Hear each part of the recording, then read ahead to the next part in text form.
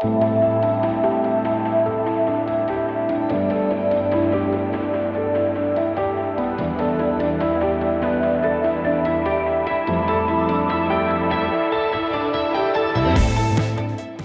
episode of the Quantum Space Innovating Trust podcast is brought to you in association with Vibu Systems, pioneers in software protection, licensing, and long-term digital trust. Quantum computing is no longer theoretical, and it poses a fundamental challenge to today's cryptography. Methods like RSA and ECC will not survive the quantum era. With its next code meter generation, Vibu Systems is already preparing a smooth, compatible transition to post-quantum ready security across hardware, software, and cloud licensing. Discover how CodeMeter is being engineered for the post-quantum future and why preparing early is the only safe strategy. Visit vibu.com/PQC today.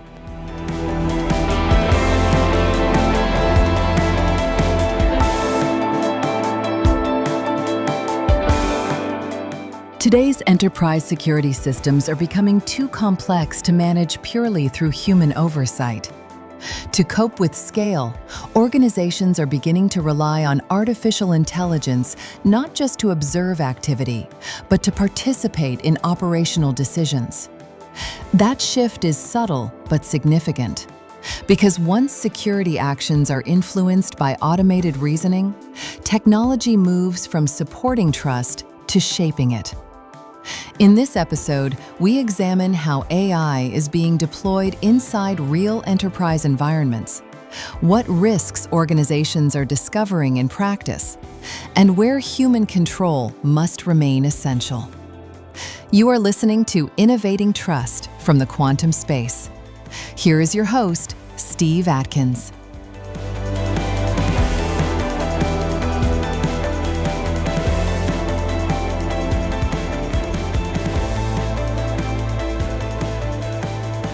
Artificial intelligence is no longer just advising enterprise systems. In many organizations, AI is already influencing who gets access, which behaviors are flagged as risky, and when security controls are triggered. What began as analytic and assistance is very quietly becoming something else, a decision layer inside critical systems. And this raises a difficult but unavoidable question. What happens when enterprise systems start making trust decisions on our behalf? In security, identity, and access control, trust is not abstract. It determines who can log in, what they can see, and what actions are allowed or denied. Introducing AI into that layer changes not just how decisions are made, but how they're explained, challenged, and ultimately owned.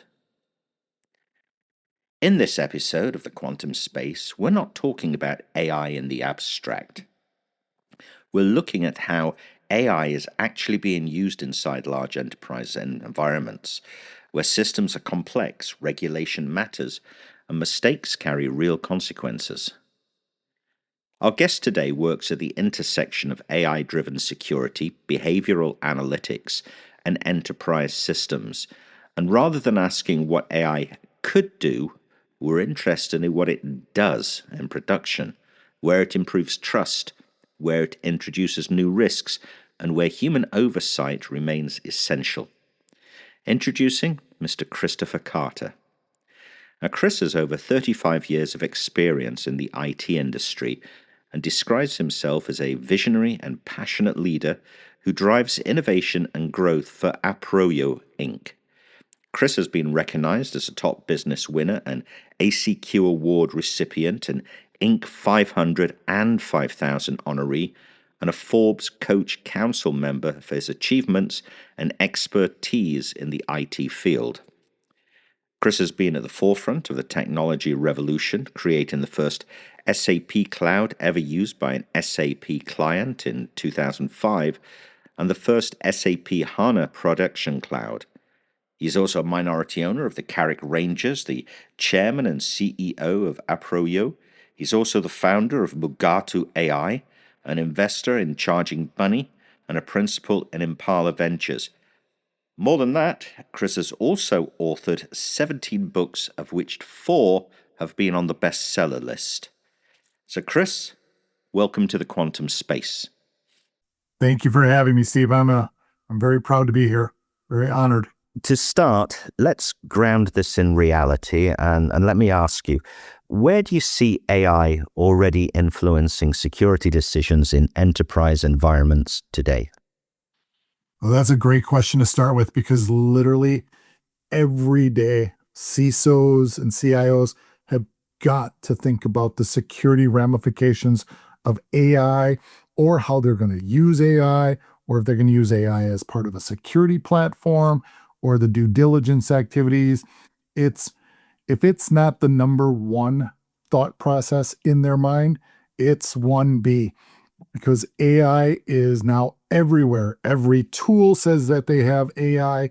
Everybody around the globe is starting to upload every piece of documentation into some sort of AI tool to help them with whatever part of business that they're in. And so, as I talk to CISOs and somebody who is security is one of my passion activities since I've been a young man in college, you've got to be able to make sure and understand what's whys, hows, and whens when it comes to AI. And if they're not, you're looking down a double-barreled shotgun then. You say that. In practice, though, how far would you say organizations have moved from AI flagging risk to AI driving action?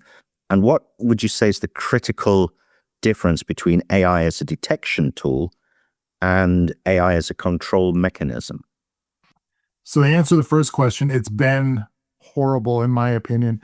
Companies still are not moving fast enough in my humble opinion. I walk into companies that run these massive enterprise grade or even SMB customers, and they think it's a great thing to have. Oh, we're using it for this, that, and the other, but they're not really. You made the reference about flagging risk. Okay, well, every once in a while I talk to somebody and says, "Oh yeah, we're using this tool and it's flagging it, and they're using their AI tool." And I won't go into the large organizations that are the security standards, and they're just kind of And then you talk to the CISO and it's like, well, I'm trying to figure out who's using AI, what they're using it for, why they're doing it, what data they're sending out. And the actions that they really are trying to drive is, okay, we need to figure out who's using it, why you're using it. Are you sending any of our corporate data? And what tools should I be using? Can I be using? Are we allowed to use? Are we ITAR compliant? Are we government regs? Are we not? And so really at the end of the day, you talk to organizations or you walk into them and it is a absolute mess right now. There are companies that I know that run applications. They had no idea that AI was a part of the application. And that AI tool is sitting there spinning in the background, pulling data and then leveraging in the organization, but it's sending it outside the organization. So between flagging and driving action, it is an absolute mess, at least from what I'm seeing so far. And we're enterprise grade SAP applications. And then your second part of that was the difference between the detection, the tools, and activities. But there's a whole host of tools out there, but people don't understand what they are yet. I made this comment to, I was speaking at an event and I was on stage and somebody was going back and forth. And finally, I just had to say, guys, gals, we have barely walked into the clubhouse of a baseball game to change into our go out there for batting practice uniforms. We can't even say we're in the first inning, the second inning, the third inning. Yes, this all was machine learning back in the day, and I was very proud to be a part of that at Georgia Tech. But now that everything is AI and now the whole world is just blown up AI, we're not even at batting practice yet. And using the baseball analogy, we haven't even gone onto the pitch, if you want to use the soccer analogy, to do warm-ups. We're that far backwards yet. And then you look at the tools, they're evolving so fast, you can't even keep up with what tool is evolving and what tool is doing what, when they're doing it, how they're doing it. And so the control mechanism on those, you need to have people involved with it. You need to have a human mindset to still say, okay, what tools, I've got my terminal up on one side of my computer. I've got a tool base on another side. I still don't even know what tool is being updated and how it's being updated and when it's being updated for me to be able to use the proper tools. If I'm using the new Claude, if I'm using the Perplexity, if I'm using the new Joule, heck, I even use Gemini and I love that. So I don't even know if that's being updated. I don't know if my chat hub's being updated. There's all those control mechanisms that we still don't have control of. And so it's very difficult. When we talk about, the different tools that's out there, I mean, we also have to talk about the users within an enterprise or a corporate environment. Who do you think really needs to understand this completely? Is it the security teams, the users, the auditors, Cisco? I mean, who do you think's really responsible for this?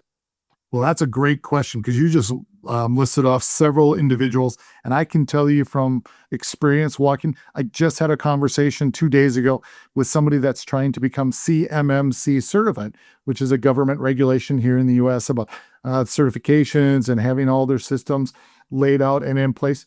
Their auditor doesn't have a clue in regards to it. Their staff doesn't have any idea on it. The CISO has some idea on it. And then end users are just using whatever they feel comfortable with to get the job done or to be able to use. And it's such a hodgepodge of who, what, where. CISOs should be knowing these types of tools and actions and when and the mechanisms around. But there's so many again. You look at them, see, how many times have we all of a sudden opened up our email at 5 o'clock in the morning and we're like, oh, Claude just launched a new update and now it's 3.6. What? Why and what? What is this going to do? All of a sudden, you got to do all the research. You got to look at all the notes. Why is this happening? What's going on? It's a continuous, I like to say shotgun, and I say duck hunting shotgun because it's using pellets rather than a slug and it's just splattering all over the ecosystem. So it's so difficult for any one person to be able to do that, in my opinion. Hell, I'm the CEO of a major AI company, and I don't have a clue when some of these are being done. So it's quite difficult to understand where any kind of accountability for this actually sits. Yes. I'm going to say yes as the overall arching. But then when you get down into it, you've got to have the CISO, the CIO. You have to have people take responsibility. If you're going to allow the tool into your organization, at least don't be cutting edge because that's horrible. Because you don't want that bleeding edge, cutting edge activity to deal with, like I just made reference. All of a sudden you wake up at 5 o'clock in the morning, there's a new update. Did we update? Did it automatically update? Because our little black box is connected with their systems. We're not using ChatGPT out on their ChatGPT OpenAI website. We don't upload any data there because that's bad juju. But what are we doing inside of our systems? And have we validated what they're updating us with in order to make those modifications and changes in our organization? How is this going to lead to security vulnerabilities? How is this going to lead to the data that we have?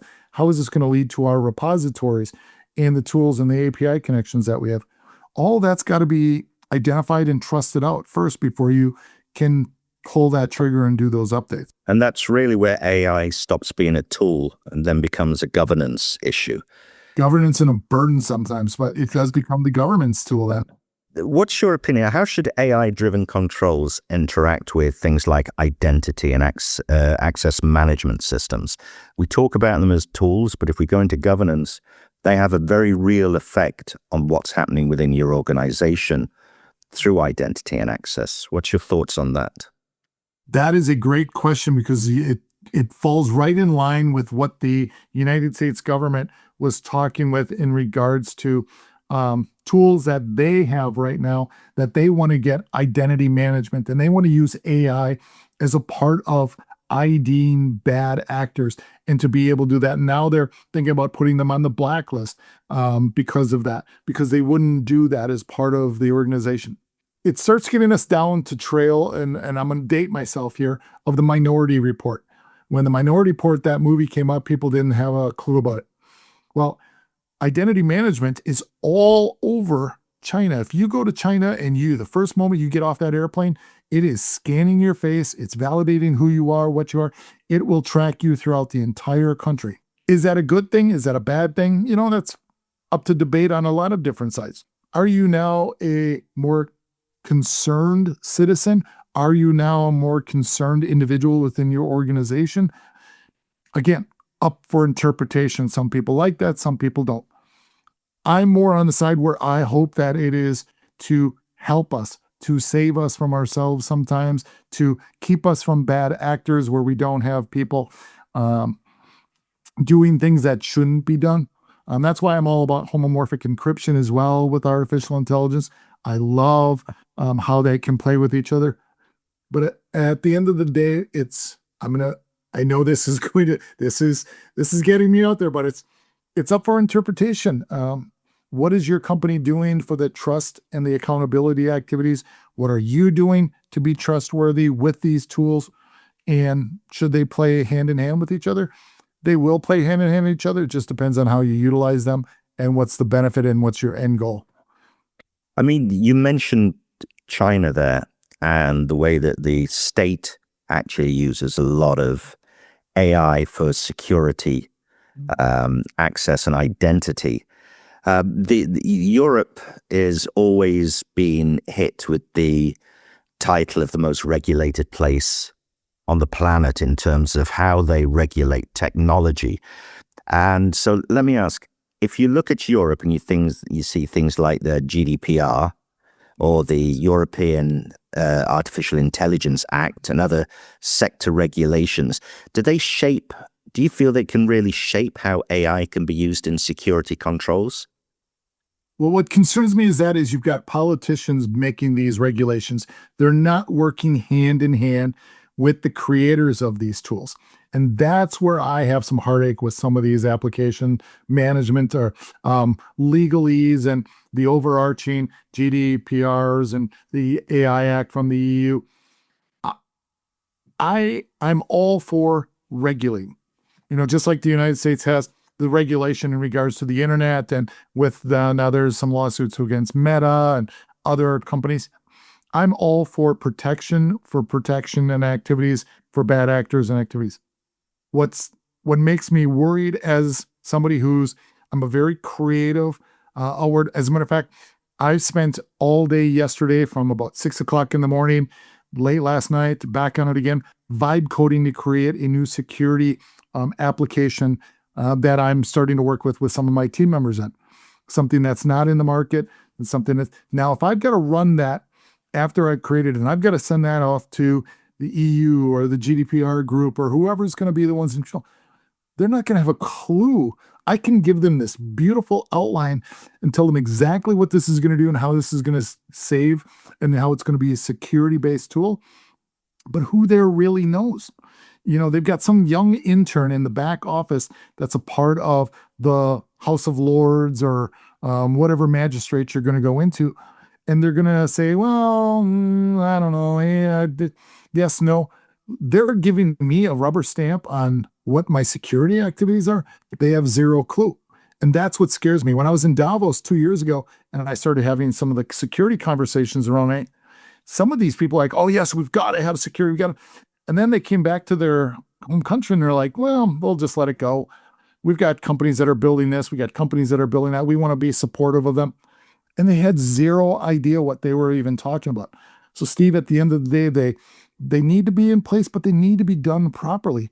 And unfortunately, I don't think either one of those two. The AI Act is, in my opinion, half-assed. And you need to get people in the room working together, not just politicians. No matter what side of the aisle anybody is. Do you think because of this regulated environments, do you think enterprises are becoming more cautious or more selective where they use or where they trust AI? No, I don't. I don't care if it's in the EU, I don't care if it's in the US, I don't care if somebody's buying it and putting it in their platforms in China, Asia, Hong Kong. To me, it doesn't matter. What they There's so many ways of getting around these acts, and to be honest, these organizations, they've got dollars. They go in and they talk to the congressmen and they talk to the folks at the House of Lords, and they're always working back channels to get their tools, especially the ones that are getting $30 billion a crack to support their organization. They're working with the different government entities around the globe to get more and more money to bring these tools in there to build in their countries. At the end of the day, it all comes down to money. Who's providing it? Who's going to help who get elected and be a part of what entity to make that happen? They're doing a lot of lip service, and they'll do that lip service. But at the end of the day, will it really change anything? Not right now, I don't believe. Well, if we bring this back to more practical lessons, what AI-driven security use cases would you, after everything you've said, would you genuinely trust today in large enterprise environments? What would you trust? So there are tools that are built into applications that I really like. I'm a big SAP guy, I work in the SAP ecosystem.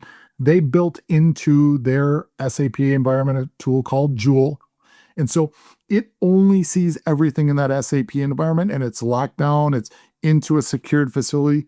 You're using your own financial data. You're using your own HR data. You're using the data that is inside your four walls. And that's one of the things that I talk about quite a bit when I go out is keep it inside your four walls. When you start uploading an 11 tab or a 22 tab Excel document with your finance data or your HR data up willy-nilly into any of these open source tools and activities, you're now giving up all of your data to the entire world. Do you really want that? You're a private entity or you're an entity that's on the exchanges. That data needs to be extremely protected. So unless you're building those AI tools as a sidecar or into what your data and data sets are, that's where you need to be.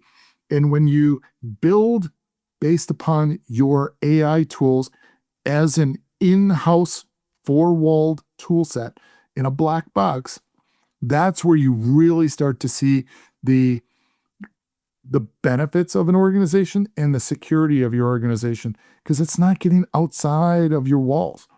And then you start getting the benefits of your SLMs and your LLMs because it's strictly your data, nobody else's data. So small language models and large language models, and I'm going to take a quick branch here. I'm going to pretend like I'm on the show Loki. One of my favorite new shows, by the way, Disney. Keep it. When you branch off and you look at what you're bringing in from a data sets and other data components with that, when you've got your data inside your four walls, you can literally build and bring any AI tool around that and sidecar it so it's only between that database and the database of the AI application. Or you build it internally within that four walls of the SAP environment or the Oracle environment or whatever tool you're at. But as long as you keep it within that parameter, that's when the success truly happens, because these tools that are now coming from China that people are using, the open source tools where they don't even have to use NVIDIA chips. They're strictly using the old school chipsets now, and they're getting some of the most incredible AI-based SLMs because they're not boiling the ocean. And that's the benefit of when you have it inside your facility and your data, you get the benefit. You don't boil the ocean with your LLMs. You're now utilizing the small language models, the SLMs, and the details of the granularity that you get out of that AI-based. What is a millisecond? What is a second care when you're going from the ocean, my subset, to an even greater subset? That's the huge advantage of an AI-based mindset and an AI-based company. You basically just explained it in a nutshell, which if you go back many, many years, was always this case about, do you go open source or do you stay walled garden? No. And fundamentally, it's staying within your own garden and it's building AI into your system, not trying to add system onto an open sourced AI. It is so amazing what they're doing right now with these open source AI initiatives that are coming from China. And there are companies in California. I've been to Silicon Valley a million times. I talk with these folks and they're like, oh yeah, we're building it on DeepSeek. Oh, we're building. I'm like, you're building your company on top of an open source Chinese regulated company that the data must go. Dude, this is TikTok. It's TikTok all over again. Oh, no, we're fine. It's open source. I don't have to worry about it. I'm like, what part of this do you not understand? So Steve, I get so frustrated. I get it. I'm 56. Maybe I'm the old guy asking people to get off my front yard. But at the end of the day, I go back to what I made reference to a couple moments ago. We haven't even started batting practice in this. When we start as any society, or utilizing tools, open source or not, that are from a foreign entity that mandate that data gets brought back to a communist activity. I'm sorry, I have heartburn over that. So yes, I put data in my four walls. My newest app is in regards to security in the four walls when people travel and go around. And it's one of those things where I just don't trust those activities. And so I'm going to put a layer of trust on top of it and we'll go from there. I think this is where we come back to this, which is a very big theme at the moment in terms of technological sovereignty. Where is the technology? Where does it lead back to? Do you develop your own? Do you have trust in what you're developing? One of the things, if we look ahead, which leads very nicely into my next question, is what should CISOs be asking vendors that they currently aren't? What would you say to that? Great question, Steve. So there's a litany of questions they should be asking. But first and foremost, I want to know what is the backbone of that application. I just found out a couple of days ago that a tool that one of my team members was starting to look at and test and stuff was CheckMK. It's an open source tool that's out of Europe. And I was like, oh, really? CheckMK. Okay. Well, let's have some conversations about what is the backbone? What is your upgrade scenarios? What are you building with that tool? What is your security platform and what is your zero trust activities around that tool from a baseline, from a backbone perspective? What can be built on top of that backbone? What are you letting organizations, can I build that and silo that without any external connection activities whatsoever other than my data in my black box? Do you have access, input, output in any way, shape, or form once it's installed in my black box? I want to know all the regulations. I want to know everything that I get from that I don't have to worry about them. How do you do your patching? 2 years ago, there was the big hack in regards to CrowdStrike. They threw a patch out there and it hid in the server farm for a year and a half. And then all of a sudden it got exploited. I want to know all those types of answers.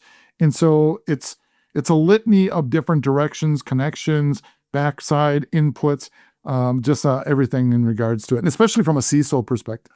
From a CISO's perspective, my trust hat comes off and I don't have a lot of trust when it comes to all that until it comes into my.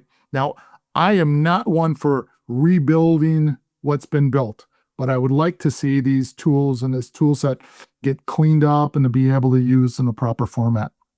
Final question. Looking ahead, do you expect organizations to trust AI more, or do you expect them to kind of reassert human control? That's a phenomenal question. So I think that we are starting to put some brakes on. You start to see it with activities going on and what's going on with the different, you've got, everybody's wanting NVIDIA chips. You can't get them. Everybody's trying to get power. They can't get the power. Everybody's trying to get heating, cooling data centers built up. They can't get them built up right away.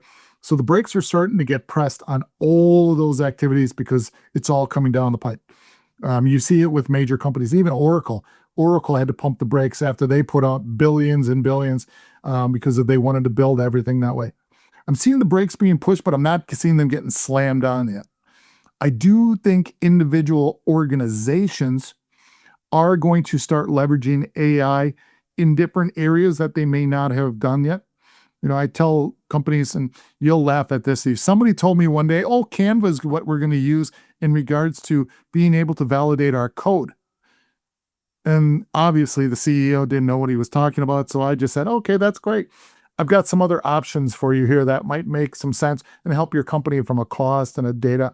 I didn't want to throw him under the bus and tell him he had no idea what Canva AI was. So then you've got different parts of your organization, and I think they're going to pump the gas more on certain areas. Let's be honest. We want bigger, better, faster, stronger humans managing bigger, better, faster, stronger AI solutions for our company.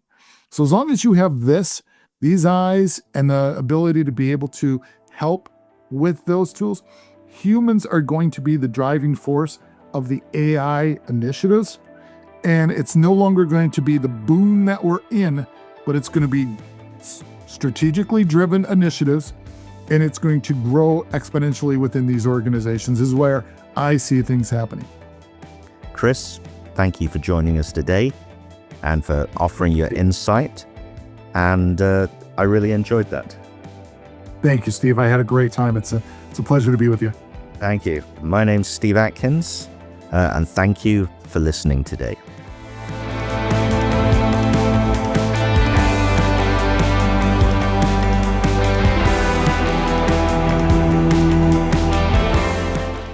Artificial intelligence is increasingly embedded in the systems that decide who we trust, what we allow, and when we intervene. In enterprise environments, that shift is happening quietly, driven by efficiency, scale, and the limits of human oversight.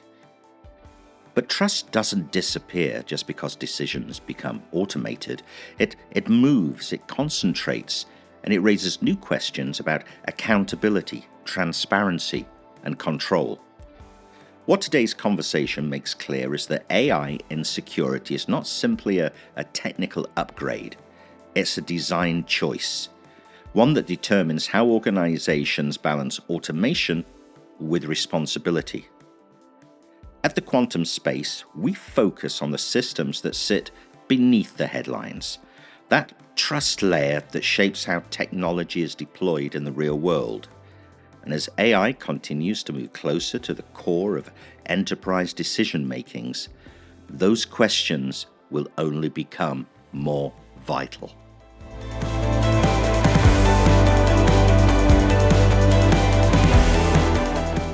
You've been listening to The Quantum Space. For deeper commercial and technical analysis, investor-relevant insight, and ongoing editorial coverage of quantum technology and trusted digital infrastructure, visit thequantumspace.org. Follow and subscribe for more perspectives at the intersection of quantum, security, and markets. This was Innovating Trust, a Quantum Space podcast edited and produced by Crown Communications.